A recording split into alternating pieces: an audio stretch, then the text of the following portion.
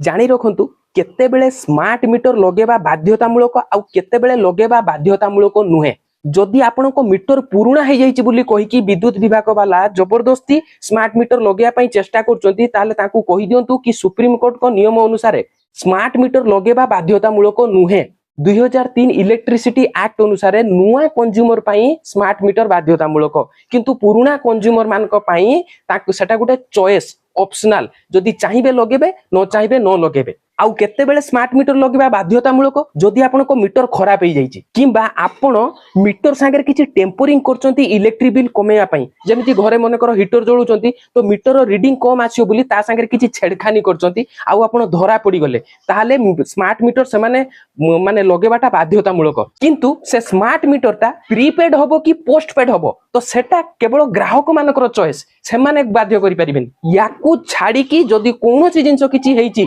जेमिति कि आपनकर electric bill रे बिल गड़बड़ आसी मीटर चेक है मीटर ठीक अच्छी किंतु से माने बिल को रेक्टिफाई करबा जगह कहउचंती जबरदस्ती कि स्मार्ट मीटर लगाओ ए जगह आपण गोटे काम करंतु पूरा वीडियो बनै कि ता एविडेंस रखंतु पुलिस स्टेशन रे जाकी कंप्लेन करंतु नहले कंज्यूमर हेल्पलाइन नंबर 1915 रे कॉल करिकी जणातु नहले ताकर व्हाट्सएप नंबर जो अछि 8800001915 रे भी पूरा वीडियो आउ आपनकर डिटेल्स जिंस सेठी भी पठै पारिबे देले सरकार ताको ऊपर विहित कार्यानुष्ठान ग्रहण करिवे। बहुत जरूरी वीडियो समस्त को शेयर करंतु।